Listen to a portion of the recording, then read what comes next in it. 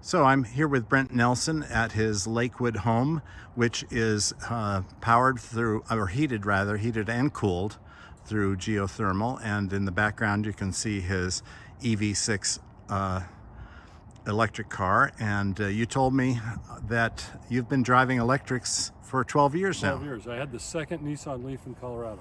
The second? That's what the salesman told me. Oh, the salesman told you that. Okay. Yeah. And did he know how to sell it, or did you have to? I wanted it. I was the first on the list, but I wouldn't give him $5,000 down without test driving it. So that's why I got the second one. Yeah, right. So we're starting out here because you told me that underneath this mulch here are 3 geothermal wells. Yes. So this was grass, and then we had the geothermal heat pump system put in where they drilled 3 300-foot wells out here, and then they had to interconnect them in parallel about below the frost line, so they had to trench it.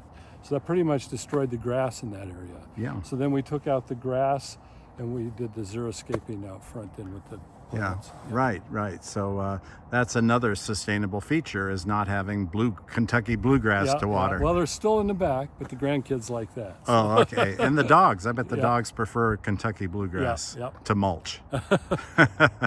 Okay, well, let's go in and look at the guts of your geothermal system. Perfect. Brent, what are we looking at here? This is inside the foundation wall. Yep, this is where the pipes work. So here at this point, the water goes in and out from the heat pump to the 300-foot wells out front. The water coming in is about 50 degrees Fahrenheit. Goes year round, right? Year round. Yep. That's right, and that's why it's more efficient than an air source heat pump. And then it goes through the heat pump there, takes the heat out of the water, returns it a little colder, and then it has to go through those loops out front to warm back up to run through that cycle then. And in the winter that's reversed, or in the summer that's reversed, and it's sending hot water into the ground and cooling it down to 55 degrees or so. Yep. Okay, great. So let's go in and see where the heat pump is. So that goes through the ceiling here and down to this unit here. Down to this unit here that is replaced the gas furnace. So this replaced the gas furnace. Air comes through this return air, and then return air, and then it goes back up and heats the house. So the same duct work. I didn't have to do any new duct work. And then the coil that heats in the winter is here, and the extraction of the heat happens down there. And then in the reverse, the air conditioning mode, this is the cooling coil, and that's the coil that dumps the heat into the water that goes out front. Okay, now you have solar thermal too. I do have. So let's look at that system. There are solar thermal. How many solar thermal panels? I have 2 solar thermal panels on the roof, and they recirculate to this unit. So they heat. That's just a tank. It's just a tank. To receive the hot water from the sun. Yep.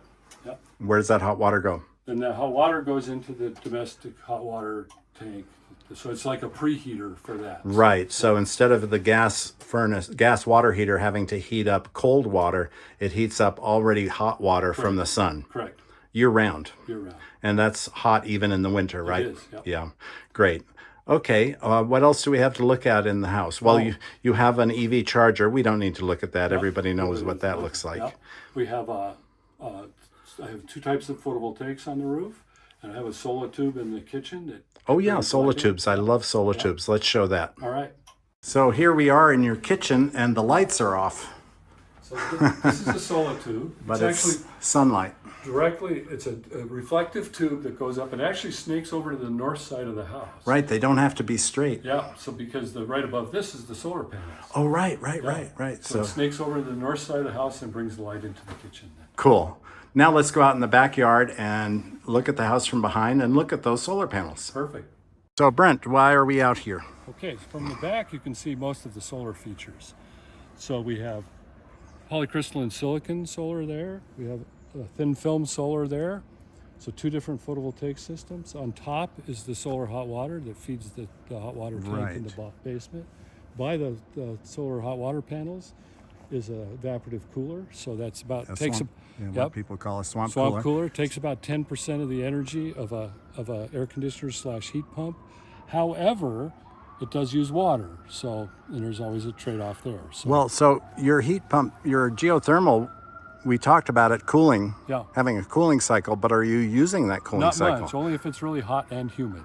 Oh, okay. Otherwise. Yeah, we because use when this. it's humid, a swamp cooler doesn't cool. Exactly. Yeah, right. Okay, got it. And Now, that's a sunroom there. It is. And, It's a passive solar room. and yeah, so there's a passive solar feature here that we shouldn't overlook. Notice that we're shooting this in the summertime and the sun is high in the sky, so there's no heat gain in that sunroom right now. But in the winter, when the sun is low in the sky and these deciduous trees behind us are without leaves, you get some nice heat gain, I bet. Yep. So we never heat.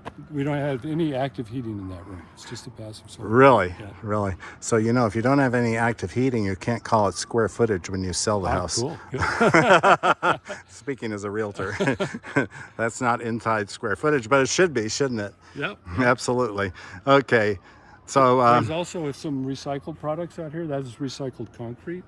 Where? The trim, that rock-looking material is recycled concrete from like swimming pools and countertops and stuff. it looks like gravel, It looks like gravel. Yeah. but that is actually Recycled concrete. recycled concrete. And then the decking material is recycled product also.